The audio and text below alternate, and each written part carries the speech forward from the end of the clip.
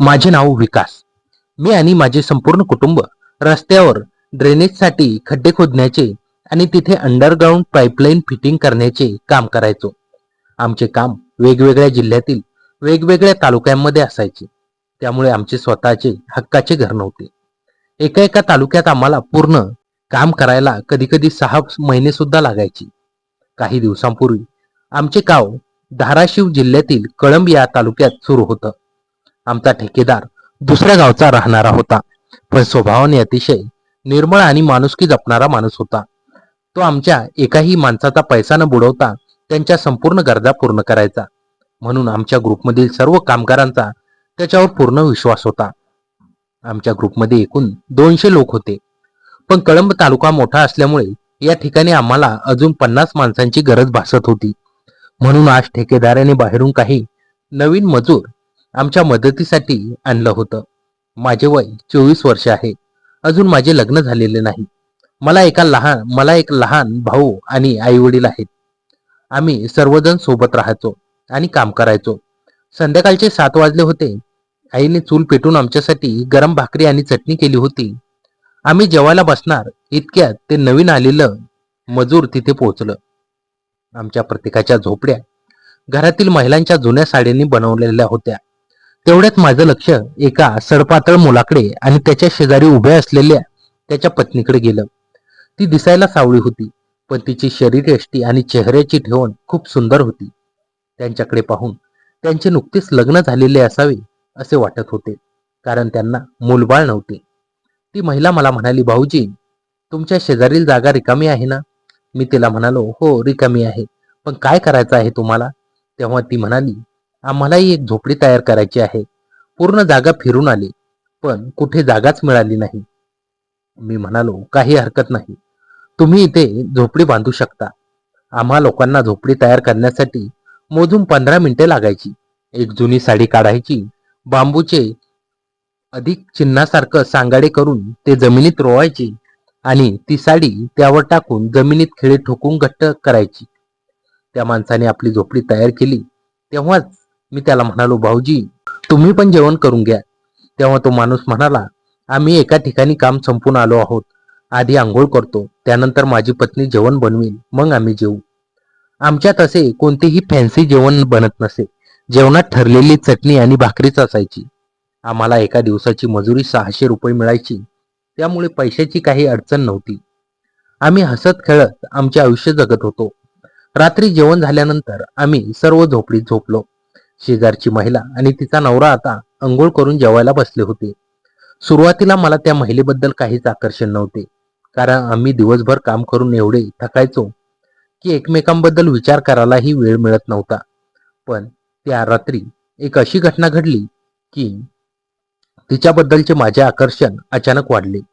रात्रीचे 11:30 वाजले होते. मी लघवीसाठी उठलो होतो, तेव्हाच माझे लक्ष झोपडीच्या साडीच्या एका फटीतून शेजारच्या झोपडीत गेले. ती महिला आपल्या पतीला खूप वेळापासून उठवत होती, पण तिचा नवरा गाढ झोपेत होता. तो उठायचं नावच घेत नव्हता. मग मी माझ्या झोपडीतून परत येऊन झोपलो, पण माझं पूर्ण लक्ष तिच्याकडेच होतं. खूप वेळ प्रयत्न करूनही जेव्हा तिचा नवरा उठला नाही, तेव्हा तिने हातात मोबाईल घेतला आणि त्यात काहीतरी पाहू लागली. त्यानंतर ती स्वतःमध्येच हरवून गेली आणि स्वतःच्या शरीराशी चाळे करू लागली. ते पाहून मला खूप आश्चर्य वाटलं की ही असे का करत असेल. काही वेळ असाच घालवल्यानंतर ती शांत झाली, मोबाईल बंद करून झोपून गेली. मग थोडा वेळ मीही विचार करत राहिलो आणि माझा डोळा कधी लागला हे मलाच कळलं नाही. सकाळी आम्हाला लवकर कामावर जावे लागायचे, म्हणून आम्ही लवकर उठायचो. आमच्याकडे बाथरूमची सोय नसायची. आम्ही उघड्यावरच आंघोळ करायचो. जेव्हा मी सकाळी 6 वाजता आंघोळ करून माझ्या झोपडीत आलो, तेव्हा ती महिला तिच्या झोपडीसमोर बादलीत पाणी टाकत होती. तिला वाटले आजूबाजूला कोणीच नाही, म्हणून तिने अंधाराचा फायदा घेऊन लवकर आंघोळ करायचे ठरवले होते. पण हळूहळू तिने जसे कपडे काढायला सुरुवात केली, तेव्हा ती पूर्णपणे ओपन झाली. तिच्या शरीराचे ते सौंदर्य पाहून मी थक्क झालो. माझ्या आयुष्यात मी असं दृश्य कधीच पाहिलं नव्हतं. तिने पटकन अंग कोरडे केले, साडी नेसली आणि आपल्या झोपडीत स्वयंपाकाच्या तयारीला लागली. आमचे ठेकेदार सकाळी 8 वाजता तिथे पोहोचायचे. मग आम्हाला सर्वांना गोळा करून वेगवेगळ्या ठिकाणी कामाला पाठवायचे. पण माझं नशिबात माझ्या सोबतच होतं. आज आम्ही ज्या ठिकाणी कामाला जाणार होतो त्याच ठिकाणी ते दोघे पती पत्नी सुद्धा आमच्या सोबत असणार होते. आईने जेवणाचा डब्बा बांधून दिला आणि आम्ही कामाला निघालो. कामावर जाताना ती महिला आईसोबतच चालत होती. तेव्हा आईने तिला विचारले, तुम्ही कुठून आलात? तेव्हा तिने सांगितले, मावशी मी आधी जालन्याला होते. तिथलं काम संपलं म्हणून आमच्या जुन्या ठेकेदाराने आम्हाला तुमच्या ठेकेदारांकडे पाठवलं. आईने पुढे विचारलं, माझा म्हणायचा अर्थ तुमचं मूळ गाव कोणतं? इतक्या लांबून तुम्ही इथे का आलात? तिने उत्तर दिलं, मावशी मी उत्तर प्रदेशची राहणारी आहे. इथे मजुरीसाठी आले आहे. आमच्याकडे खूप कमी पैसे मिळतात म्हणून पोट भरण्यासाठी इतक्या लांब यावे लागते. आईने विचारले, हा तुझा नवरा आहे का? तिने सांगितले, हो हे माझे पती आहेत. का, काय झालं? आई म्हणाली, किती बारीक झालाय तो, काही खातो पितो का नाही व्यवस्थित, नीट सांभाळ त्याला. तेव्हा ती महिला दुःखी होऊन म्हणाली, मावशी आता कुठेतरी कामावर यायला लागला, नाहीतर आधी तर माझ्या कष्टाची कमाई उडवायचा. दिवसभर नशेमध्ये असायचा. मी जिथे कामाला जायचे तिथे मागे मागे यायचा आणि पैशासाठी त्रास द्यायचा. आईनं विचारलं, त्याला काही आजार आहे का? चालतोय पण असा की जणू आत्ता पडेल. तिनं सांगितलं, त्याच्या दोन्ही किडन्या दारूमुळे खराब झाल्या आहेत. तो फक्त वरून माणूस दिसतोय पण आतून पूर्णपणे पोकळ झाला आहे. त्यानंतर आम्ही कामाच्या ठिकाणी पोहोचलो. ठेकेदाराने आम्हाला एक गल्ली दिली आणि तिथे पाईपलाईनसाठी खड्डे खोदण्यास सांगितले. एका बाजूने मी खोदत होतो आणि माझ्या समोरील बाजूने ती सुंदर महिला खोदत होती. 10-15 मिनिटांनंतर मी जशी कुदळ चालवायला सुरुवात केली तसे माझे लक्ष तिच्या कमरेला खोसलेल्या साडीच्या पटीतून तिच्या उघड्या भागाकडे गेले. तिने आतमध्ये काहीच घातलं नव्हतं आणि ते गोरे गोरे रूप इतके स्पष्ट दिसत होते की माझे कामावरून लक्षच उडाले. वारंवार माझे लक्ष तिथेच जात होते. अचानक आमची नजरानजर झाली आणि ती मला म्हणाली, भाऊजी कामात लक्ष द्या, इकडे तिकडे काय बघताय? मी म्हणालो की माझ्या कामातच लक्ष देतोय, पण तुम्ही तरी अशा गोष्टी दाखवू नका ज्यामुळे माझे कामावरूनच लक्ष उडेल. ती म्हणाली, तुम्ही यापूर्वी कधी हे पाहिलं नाही का? का असे एकटक बघताय? तेव्हा मी म्हणालो, जर मी या गोष्टी जवळून पाहिल्या असत्या तर तुमच्याकडे कधीच पाहिलं नसतं. माझं अजून लग्न झालेलं नाही. हे सर्व पाहून मला जाणून घ्यायचं आहे की तिथे टच केल्यावर कसं वाटतं. ती हसून म्हणाली, तिथे टच केल्यावर माणसाला काही करावे लागत नाही. तो थेट एका वेगळ्याच प्रेमाच्या दुनियेत जात पोहोचतो. जर तुम्हाला त्या दुनियेची सफर करायची असेल तर आधी लग्न करावे लागेल. मी म्हणालो, आपण लग्नाशिवाय त्या दुनियेची सफर नाही करू शकत का?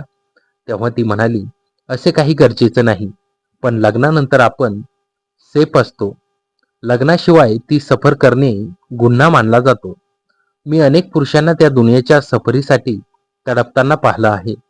कोणी मोबाईल पाहून आपले काम भागवते तर कोणी कोणाच्या तरी टचची वाट पाहत रात्र काढते. तिचं हे बोलणं ऐकून मला समजलं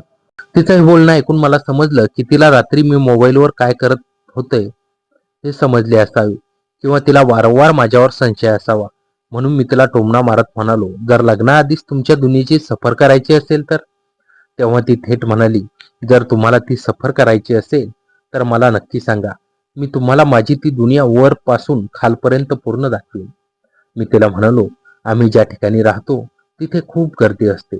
आपल्याला कधीतरी एकट्यात मिळून याचा आनंद घ्यावा लागेल, जेणेकरून तुम्हालाही सुख मिळेल आणि मलाही मजा येईल. संध्याकाळी काम संपून आम्ही घरी परतलो.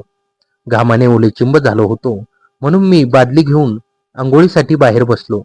ती सुंदर महिला अजूनही तिच्या झोपडीतून मला लांबून निहाळत होती. ती वारंवार माझ्याकडे एकटक पाहत होती.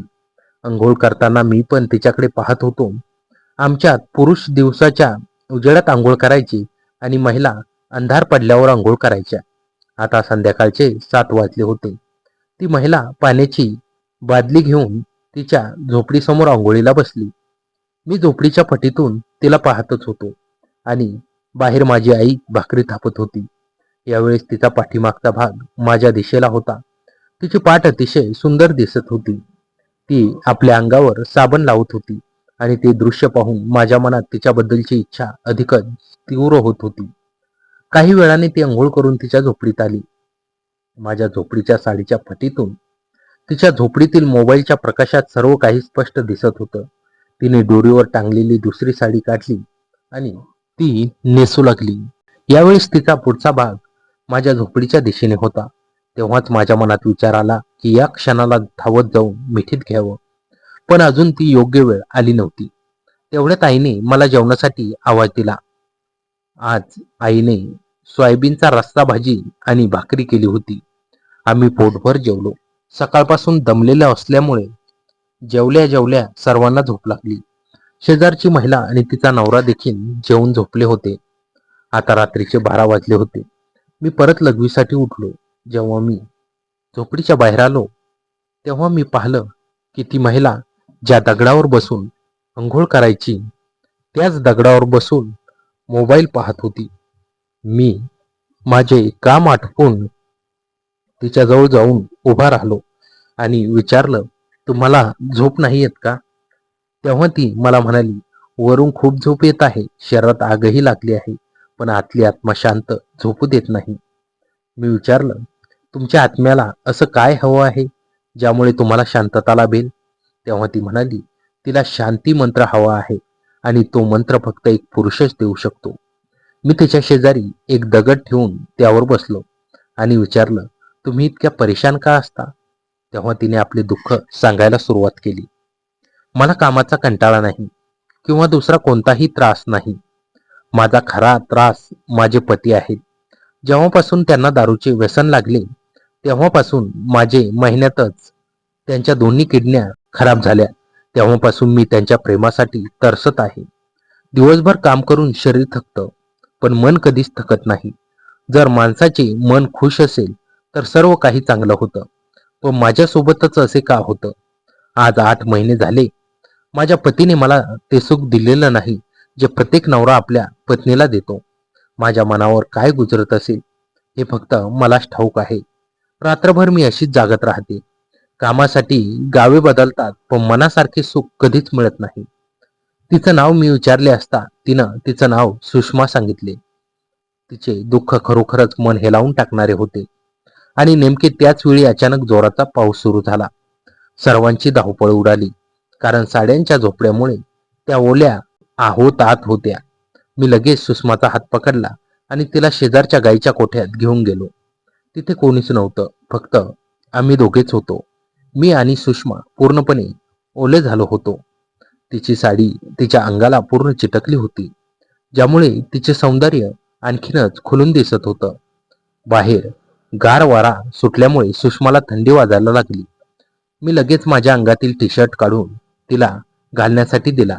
तेव्हाच तिने माझा हात आपल्या हातात घेतला आणि घट्ट दाबला. तिनं तिचं डोकं माझ्या खांद्यावर ठेवलं. ती थंडीने कुडकुडत होती. क्षणाला तिने मला घट्ट मिठी मारली.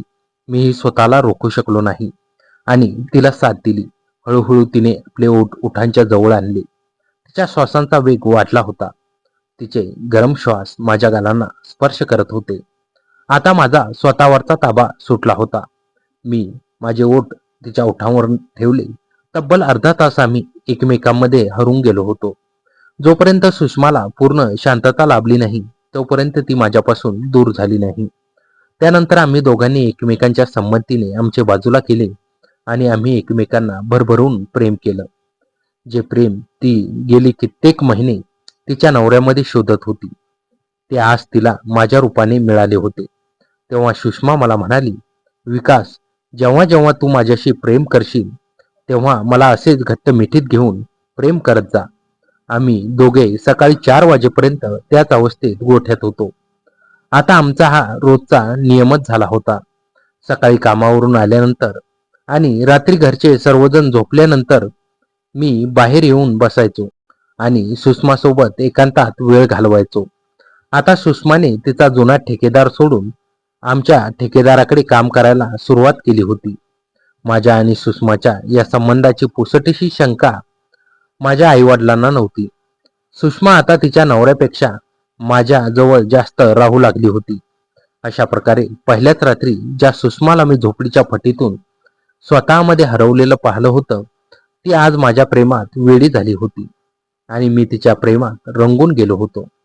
दिवस मागे दिवस जात होते आणि आमचे आयुष्य त्याच ड्रेनेजच्या खड्ड्यांभोवती सिमेंटच्या पाईप्स होती आणि रात्रीच्या त्या गुप्त गोठ्यांभोवती फिरत होतं. वरून पाहणाऱ्याला आम्ही फक्त कळंब तालुक्यात रस्त्याला कडेला मजुरी करणारे दोन कामगार वाटायचो, पण त्या साड्यांच्या झोपड्यांच्या मागे एक आमचं वेगळंच जग निर्माण झालं होतं. सुषमा आता आमच्याच ठेकेदाराकडे काम करत असल्यामुळे आमचा दिवसभर एकत्र वेळ जायचा. ती माझ्या आईशी खूप मन मिसळून वागू लागली होती. कामाच्या मधल्या सुट्टीत जेव्हा सगळे झाडाच्या सावलीत भाकरी खायला बसायचे, तेव्हा सुषमा मुद्दाम माझ्या आईच्या शेजारी बसायची. आई मोठ्या कौतुकाने तिच्या डब्यातली चटणी भाकरी सुषमाच्या पानात वाढायची आणि म्हणायची, लेकरा नीट जेवत जा, खूप राबतेस तू. आईच्या त्या माऊलीच्या मायेने सुषमाच्या डोळ्यात पाणी यायचं, कारण उत्तर प्रदेश सोडल्यापासून तिला अशी माया देणारं कोणीच भेटलं नव्हतं. ती माझ्या आईशी हसत खेळत बोलत असायची, पण तिची नजर गुपचूप माझ्यावर असायची. जेव्हा आई मागे वळायची तेव्हा सुषमा डोळ्यांनीच मला रात्री मिळण्याचा इशारा करायची. माझीही काळी तिची ती नजर पाहून धापाधापायला लागायची. 24 वर्षाचा मी आयुष्यात पहिल्यांदाच प्रेमाची ही वेगळी धुंद अनुभवत होतो. पण म्हणतात ना, मधाचे बोट जास्त दिवस लपून ठेवता येत नाही. सुषमाचा नवरा जरी दारूच्या नशेत धुंद असायचा आणि शरीराने पूर्ण खोकला झाला होता, तरी शेवटी तो तिचा पती होता. काही दिवसांनी त्यांच्या वागण्यात बदल जाणू लागला. तो दिवसभर कामावर न येता झोपडीतच पडून असायचा, पण त्याची नजर आता आमच्या हालचालीवर बारीक लक्ष ठेवून होती. एकदा दुपारी 12:30च्या सुमारास कडक उन्हात आम्ही पाईपलाईनचे काम करत होतो.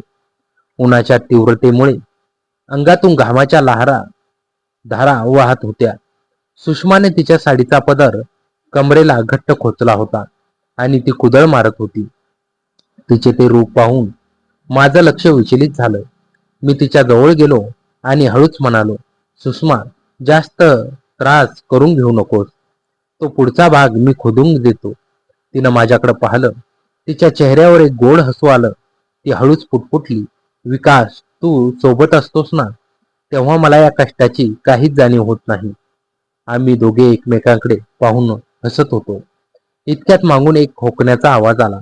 आम्ही वळून पाहिलं तर सुषमाचा नवरा रामचरण हातात पाण्याचा तांब्या घेऊन तिथे उभा होता. त्याचे डोळे दारूमुळे लाल झाले होते आणि चेहऱ्यावर एक विचित्र संशय होता. तो सुषमाच्या जवळ आला आणि उत्तर प्रदेशी भाषेत म्हणाला, का ग, आजकाल या स्थानिक पोराशी तुझी खूपच जवळीक वाढली आहे. कामापेक्षा जास्त गप्पाच मारताना दिसताय दोघं.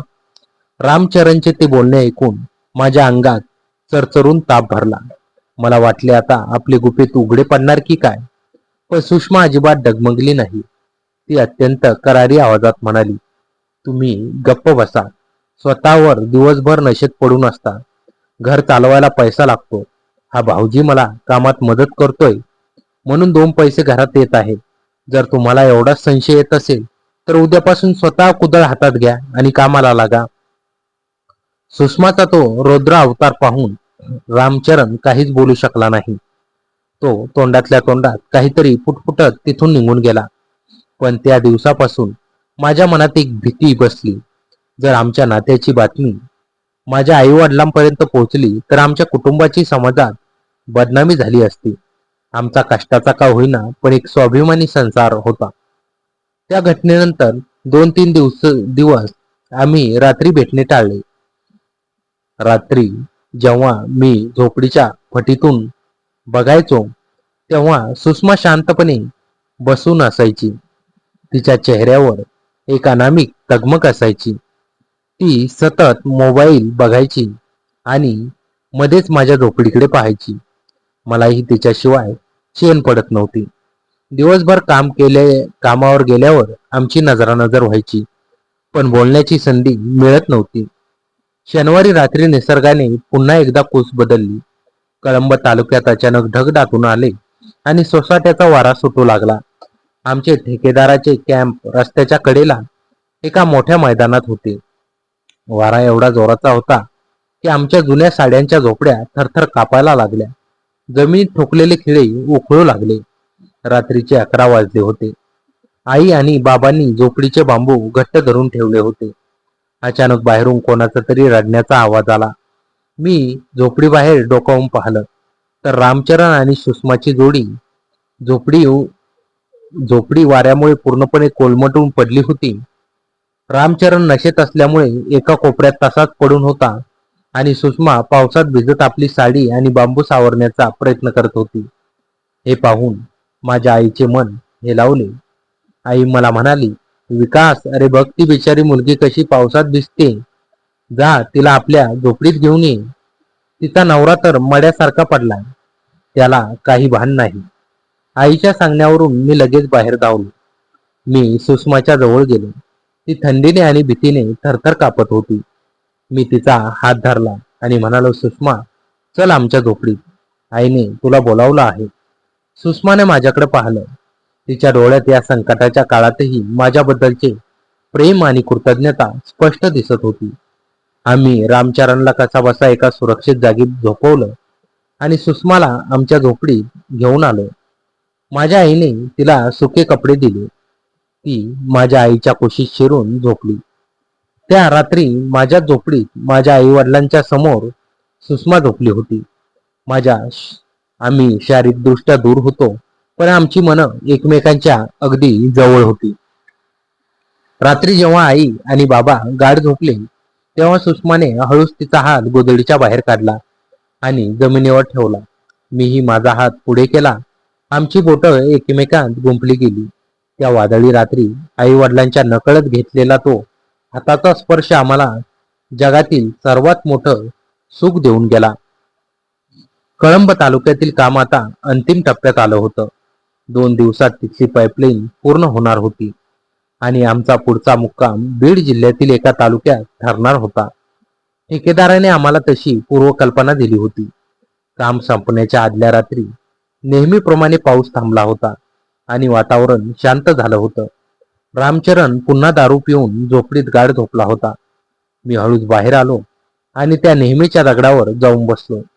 काही वेळातच सुषमा तिथे आली.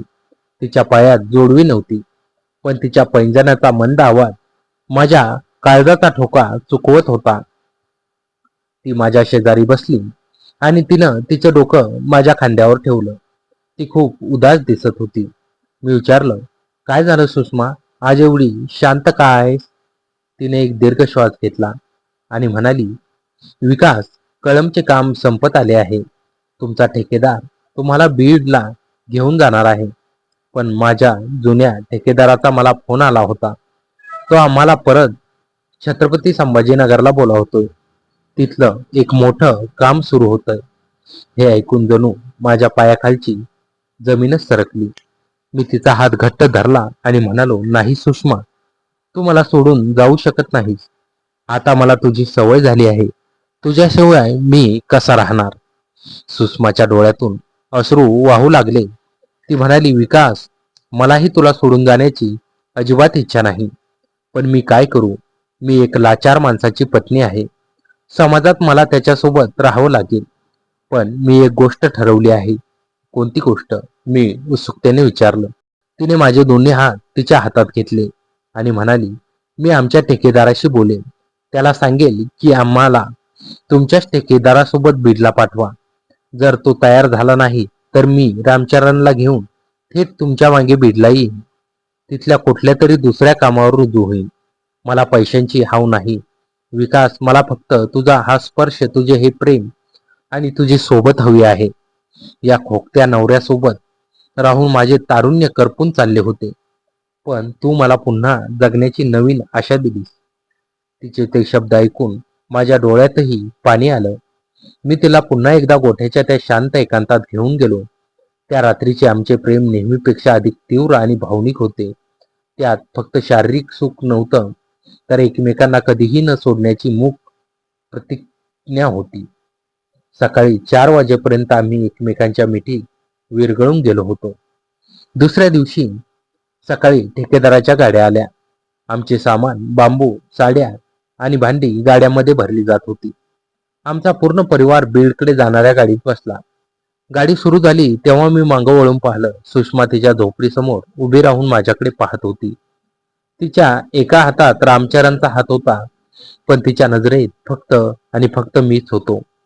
तिने गुपचूप तिच्या पदराने डोळे पुसले आणि मला हातानेच लवकर येईन असा इशारा केला. गाडी पुढे निघाली. रस्ता बदलत होता, जिल्हा बदलत होता, पण माझ्या मनात मात्र सुषमाच्या त्या साडीच्या फटीतून दिसलेले तिचे रूप आणि गोठ्यातील तिचे ते गरम श्वास अजूनही तसे गोंगावत होते. आमची कथा अजून संपली नव्हती, तर ती एका नव्या शहरात, नव्या तालुक्यात, एका नव्या वळणावर सुरू होणार होती.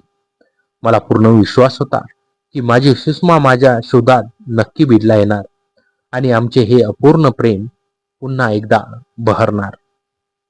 कळंब तालुक्यातून निघालेला आमचा ताफा बीड जिल्ह्यातील गेवराई भागात येऊन पोहोचला. एसटी स्टँडच्या मागच्या बाजूला असलेल्या एका मोठ्या मोकळ्या मैदानात आम्ही पुन्हा एकदा बांबू रोवले. घरातील बायांच्या जुन्या साड्या ताणून बांधल्या आणि आमचा संसार नव्यानं थाटला. जागा बदलली होती, मातीचा रंग बदलला होता, पण कष्टाचे तेच ते चक्र अजूनही सुरू होतं. सकाळी 8 वाजता ठेकेदाराची गाडी यायची, आम्हाला वेगवेगळ्या गल्ल्यांमध्ये सोडून द्यायची आणि आम्ही दिवसभर उन्हातान्हात कुदळ फावडे चालून ड्रेनेजचे खड्डे खणत राहायचो. पण या नव्या जागेत माझं मन कुठेच लागत नव्हतं. खड्डा खणताना कुदळीचा प्रत्येक घाव जणू माझ्या काळजावर पडत होता. समोरच्या बाजूला जेव्हा एखादा दुसरा मजूर काम करायचा, तेव्हा मला तिथे सारखी सुषमा दिसायची. तिची ती कमरेची खोसलेली साडी, तिची ती नजरानजर आणि तिची ते हळूच फुटफुटणे मला सारखे आठवायचे. रात्री जेवण झाल्यानंतर जेव्हा आई, बाबा आणि भाऊ झोपडीत झोपायचे, तेव्हा मी बाहेर येऊन त्यांच्या दगडासारखा दगड शोधून तासन तास बसून राहायची. गेवराईचा ती शांत रात्र असायची, पण माझ्या मनात मात्र आठवणीचे वादळ उठायचे. सुषमा खरंच येईल का, की रामचरणने तिला संभाजीनगरला नेले असेल? या एकाच प्रश्नाने माझी झोप उडवली होती. 2 आठवडे उलटून गेले होते, पण सुषमाचा काही पत्ता नव्हता. एका शनिवारी दुपारच्या वेळी आम्ही रस्त्याच्या कडेला काम करत होतो. उन्हाचा पारा चांगला चढला होता. मी घामाने ओलाचिंब होऊन एका सिमेंटच्या पाईप शेजारी पाण्याचा तांब्या पिण्यासाठी थांबलो. तितक्यात दुरून एक टाटा मॅजिक गाडी येऊन थांबली. त्या गाडीतून काही मजूर आपले सामान खाली उतरू लागले. मी सहज म्हणून तिकडे पाहिलं आणि माझे डोळे विस्फारले. त्या गर्दीत एक सरपातळ सावळ्या रंगाची पण अत्यंत देखणी महिला आपल्या डोक्यावर गाठोडं धरून खाली उतरत होती. ती दुसरी तिसरी कोणी नसून माझी सुषमा होती. तिच्या मागे तिचा तो अशक्त नवरा रामचरण खोकत खोकत चालत होता. सुषमाने गाडीतून उतरल्या उतरल्या सगळीकडे नजर फिरवली. तिची नजर सरळ माझ्यावर येऊन थांबली. त्या कडक उन्हातही तिच्या चेहऱ्यावर एक असं हसू आलं होतं, ज्याने माझ्या गळलेला जीव परत आणला. तिने डोक्यावरचे गाठोडे खाली ठेवले आणि माझ्या आईला पाहताच ती धावत तिच्याजवळ गेली. मावशी, रामराम. सुषमा हिंदी मिश्रित मराठी म्हणाली. माझी आई तिला अचानक तिथे पाहून खूप खुश झाली. आईने तिला मिठी मारली आणि म्हणाली, अरे पोरी, तू इथे कशी काय? तू तर संभाजीनगरला जाणार होतीस ना? सुषमाने हळूच माझ्याकडे एक कटाक्ष टाकला आणि आईला म्हणाली, मावशी, तिथल्या ठेकेदाराला खूप विनंती केली, म्हटलं तिथली हवा आमच्या माणसाला सूट होत नाही, तिथे खूप प्रदूषण आहे. मग काय, कसा बसा जुना हिशोब चुकता केला आणि तुमच्या ठेकेदाराला फोन करून इथला पत्ता मिळवला. तुमच्या शेजारी काम करायला मिळतं, तुमच्यासारखी माणसं सोबत असतात, मग दुसरीकडे कशाला जायचं? आईला तिचे बोलणे खूप आवडले. आई म्हणाली, फार चांगलं केलंस लेकरा. चल, आज रात्री आमच्याच झोपडीत जेवायला यायचं तुम्ही दोघं. त्या दिवशी दुपारी काम करताना आमची जास्त बोलणी झाली नाही, पण आमच्या नजरा बरंच काही बोलून गेल्या. सुषमाने तिच्या शब्दाला जागून रामचरणला माझ्या मागे बीडला आणलं होतं. तिचे माझ्यावरचे प्रेम किती खोल होते याची जाणीव मला त्या दिवशी झाली. गेवराईच्या त्या मैदानाच्या कोपऱ्यात एक जुनी कोरडी विहीर होती. तिच्या आजूबाजूला मोठी झाडी झुडपी वाढलेली होती, ज्यामुळे तिथे रात्रीच्या वेळी कोणीच फिरकत नसे. आम्ही दोघांनी रात्री मिळण्यासाठी तीच जागा निश्चित केली होती. कळंबमध्ये आम्ही पहिल्यांदा भेटलो होतो, पण बीडमध्ये आमच्या भेटीत एक वेगळीच परिपक्वता आणि हक्क आला होता. रात्रीचे 12:30 वाजले होते. मैदानातील सर्व झोपड्यांमधील दिवे आणि मोबाईलचे लाईट बंद झालं होतं. पण लांब रस्त्यावरून जाणाऱ्या गाड्यांचा आवाज येत होता. मी हळूच झोपडीतून बाहेर पडलो आणि विहिरीच्या पाठीमागे असलेल्या एका मोठ्या कडुनिंबाच्या झाडाखाली जाऊन थांबलो. काही मिनिटातच सुळसुळीत साडीचा आवाज आला. अंधारातून सुषमा चालत येत होती. आज तिने केशरी रंगाची साडी नेसली होती, जी रात्रीच्या अंधारातही उठून दिसत होती. ती जवळ येताच मी तिला काहीच बोलू देण्याआधीच घट्ट मिठीत ओढलं. 2 दिवसांचा तो विरह 2 आठवड्यांचा एका क्षणात विरघळून गेला. ती माझ्या छातीवर डोकं ठेवून शांत उभी राहिली. तिचा श्वास जोराने चालला होता. अजय, विकास, तुला ठाऊक आहे का मी कशी आली आहे? रामचरण रोज रात्री माझ्याशी भांडायचा की तिथे कशाला जातेस, पण मी हट्ट धरून बसले. मला माहित होतं, जर मी आले नाही तर माझा विकास वेडा होईल. ती हळूच म्हणाली. मी तिच्या गालावरून हात फिरवला. तिने ओठ थंडीमुळे थोडे सुकले होते. मी माझे ओठ ओठावर टेकवले. यावेळीस आमचे चुंबन घाईघाईचे नव्हते, तर त्यात एक प्रकारची शांतता आणि जिव्हाळा होता. जवळपास पाऊण तास आम्ही त्या झाडाच्या सावलीत एकमेकांच्या मिठीत विसावलो. तिने हळूच तिची खांद्यावरून सरकवली. त्या रात्रीच्या मंद प्रकाशात ते कापसासारखे मऊ आणि थोडे गोरे शरीर चमकत होते.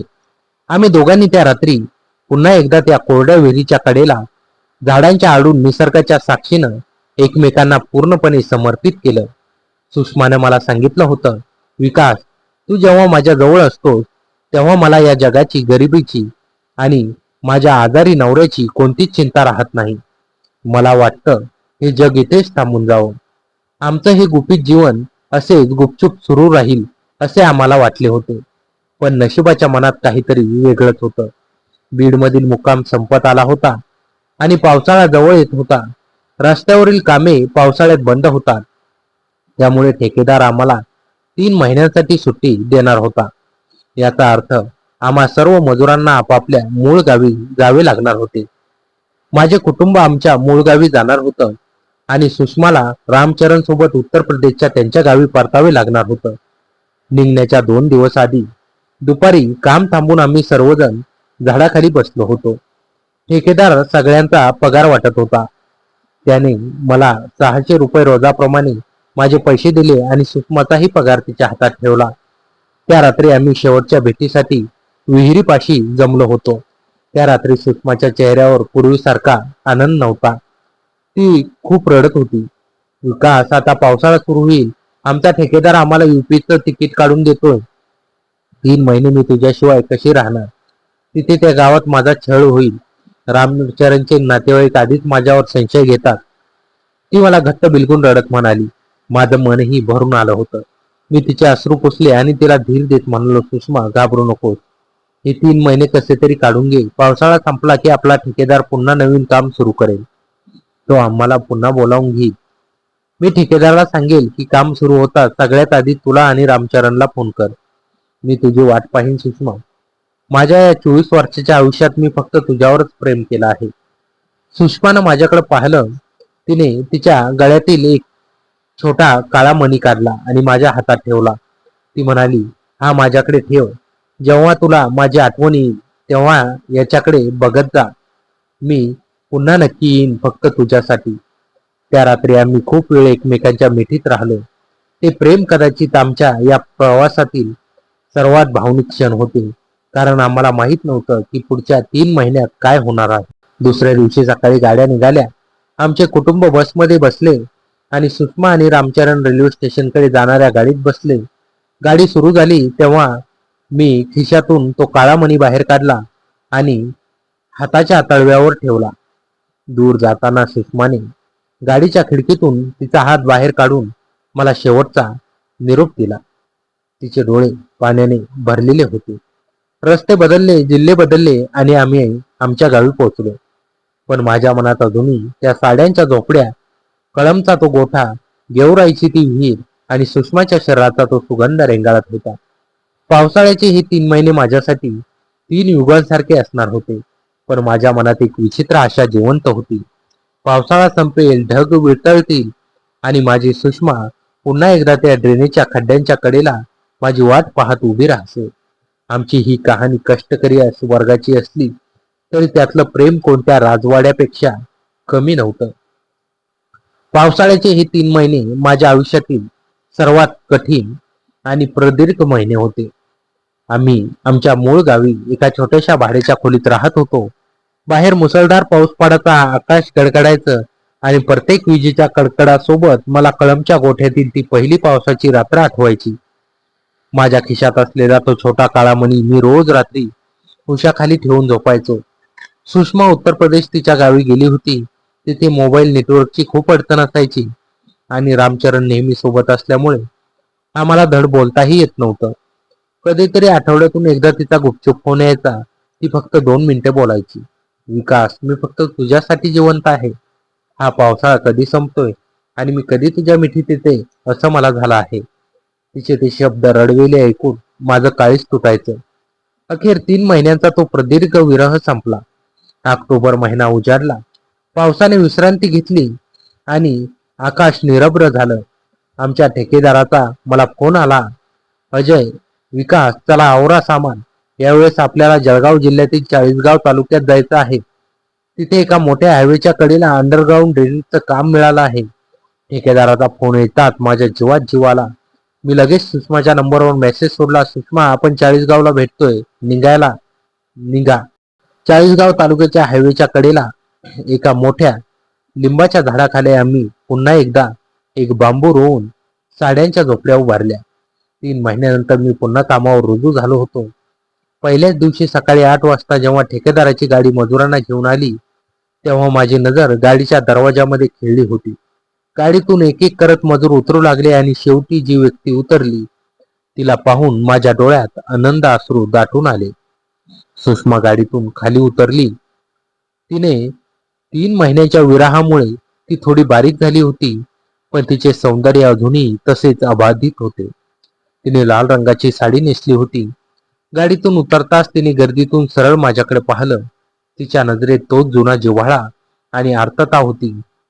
पण तिच्या मागे जेव्हा रामचरण उतरला तेव्हा मला धक्का बसला.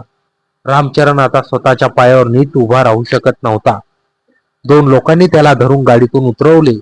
दारूने आणि आजाराने त्याच्या शरीरावर पूर्णपणे जर्जर केलं होतं. सुषमा धावत माझ्या आईजवळ आली आणि तिच्या गळ्यात पडून रडू लागली. आईने विचारलं, काय झालं ग सुषमा? आणि जावई बापूंना काय झालं? सुषमाने डोळे पुसत सांगितलं, मावशी, गावात गेल्यावर याची तब्येत आणखीनच बिघडली. डॉक्टरांनी सांगितले की याच्याकडे आता खूप कमी वेळ आहे. पण यांनी हट्ट धरला की मला माझ्या जुन्या लोकांमध्ये मरण आले तरी चालेल, पण तिथे गावात नको. म्हणून मी यांना कसं बसं घेऊन आले. त्या दिवशी दिवसभर आम्ही काम केलं, पण सुषमाचे लक्ष कामात नव्हते. ती वारंवार रामचरणची चौकशी करायला झोपडीत जात होती. मला समजलं होतं की जरी तिचे माझ्यावर प्रेम असले तरी माणुसकीच्या नात्याने ती तिच्या मरणासन्न पतीची सेवा करत होती. तिच्याबद्दलचा माझा आदर आणखीनच वाढला होता. चाळीसगावच्या त्या मुक्कामात आम्हाला एकत्र यायला अजिबात वेळ मिळत नव्हता. रामचरणच्या आजारामुळे सुषमाला रात्रभर त्याच्या उशाशी बसावे लागायचे. पण एका रात्री निसर्गाने तिचा निर्णय घेतला. त्या रात्रीचे साधारण 2:30 वाजले होते. संपूर्ण कॅम्प शांत होता. अचानक सुषमाच्या झोपडीतून जोरात रडण्याचा आवाज आला. मी आणि माझे आईवडील तिथे धावत तिच्या झोपडीकडे गेलो. तिथे पाहिले तर रामचरणने जगाचा निरोप घेतला होता. आजाराशी लढता लढता त्याची प्राणज्योत मालवली होती. सुषमा जमिनीवर बसून रडत होती. आमच्या ठेकेदारानं आणि आमच्या ग्रुपमधील लोकांनी मिळून सकाळी रामचरणवर चाळीसगावच्या स्मशानभूमीत रीतिरिवाजाप्रमाणे अंत्यसंस्कार केले. उत्तर प्रदेशातून तिचे कोणी नातेवाईक येणे शक्य नव्हते. त्यामुळे माझ्या वडिलांनी आणि मी पुढाकार घेऊन सर्व विधी पूर्ण केले. पतीच्या निधनानंतर सुषमा पुढचे काही 10-12 दिवस पूर्णपणे शांत झाली होती. ती कोणाशीच बोलत नव्हती. फक्त झोपडीत बसून राहायची. माझी आई तिची पूर्ण काळजी घेत होती, तिला भरवत होती. मला माहित होतं की तिला या धक्क्यातून सावरण्यासाठी वेळेची गरज आहे. मी तिच्यावर कोणताही दबाव टाकला नाही, फक्त लांबूनच तिच्यावर लक्ष ठेवत होतो. रामचरणच्या निधनाला महिना उलटून गेला होता. सुषमाने पुन्हा हळूहळू कामावर यायला सुरुवात केली. एक दिवस संध्याकाळी काम संपल्यानंतर आईने मला आणि सुषमाला झोपडीत एकत्र बोलवले. आईच्या चेहऱ्यावर एक वेगळंच समाधान आणि गांभीर्य होतं. आई सुषमाचा हात हातात घेऊन म्हणाली, सुषमा लेकरा, तू खूप लहान वयात खूप दुःख सोसलं आहे. आता तुझा पुढे सांभाळ करणाऱ्या या जगात कोणी नाही. तू एकटी महिला या मजुरीच्या दुनियेत कशी जगणार? मग आईने माझ्याकडे पाहिलं आणि म्हणाली, विकास, मी आणि तुझ्या बाबांनी एक निर्णय घेतला आहे. कळंब आणि बीडमध्ये असताना तुमच्या दोघांमध्ये काय भावना होत्या हे आम्हाला ठाऊक नव्हते असं नाही. आईची नजर लेकराचे सगळं गुपित ओळखतं. सुषमा खूप गुणी मुलगी आहे. जर तुझी आणि तिची संमती असेल तर आपण कायदेशीर रीतीने तुम्हा दोघांचं लग्न लावून देऊ. सुषमाला आपल्या घरची सून करून घेऊ. आईचे ते शब्द ऐकून माझ्या अंगावर रोमांच उभे राहिले. मला विश्वासच बसत नव्हता की माझी आई स्वतःहून हा प्रस्ताव मांडत आहे. मी सुषमाकडे पाहिलं. तिच्या डोळ्यातून आनंद अश्रू वाहत होते. तिने लाजत माझ्या आईच्या पाया पडले आणि होकार दिला. पुढच्या आठवड्यात आमच्या ठेकेदाराने पुढाकार घेऊन 40 गावच्या एका छोट्या मंदिरात आमचे लग्न लावून दिले. आमच्या ग्रुपमधील सर्व 200 लोक त्या लग्नाला हजर होते. मजुरीच्या त्याच कपड्यावर गळ्यात साध्या झेंडूच्या फुलांची माळ घालून आम्ही एकमेकांना वरमाला घातली. मी सुषमाच्या गळ्यात मंगळसूत्र बांधलं आणि तिच्या भांगात सिंदूर भरला. त्या रात्री जेव्हा आम्ही आमच्या नव्या झोपडीत एकत्र आलो तेव्हा तिथे साडीची कोणतीही फाटलेली फूट नव्हती किंवा लपून छपून पाहण्याची भीती नव्हती. आता ती अधिकृतपणे माझी पत्नी होती. सुषमा माझ्या मिठीत आली. तिनं तिच्या खिशातून तोच जुना काळा मणी काढला आणि माझ्या हातात दिला. ती हसून म्हणाली, अजय, मी तुला म्हणाले होते ना की त्या प्रेमाच्या सुंदर दुनियेची सफर करायची असेल तर लग्न करावे लागते. आज आपण आपल्या हक्काच्या दुनियेत आलो आहोत. आता आपल्याला कोणाचीही भीती नाही. त्या रात्री चंद्राचा प्रकाश आमच्या झोपडीवर पडत होता. आम्ही एकमेकांच्या मिठीत विसावलो. ड्रेनेजच्या खड्ड्यातून, गरिबाच्या आणि मजुरीच्या चिखलातून सुरू झालेली आमची ही प्रेमकथा अखेर एका सुंदर आणि सन्मानकारक वळणावर येऊन थांबली होती. रस्त्यावर भटकणाऱ्या दोन जीवांना आता एकमेकांच्या रूपाने एक हक्काचे घर मिळाले होते. तर मित्रांनो, कथा कशी वाटली कमेंटमध्ये नक्की कळवा आणि चॅनलवर नवीन असाल तर आता सबस्क्राईब करा. धन्यवाद.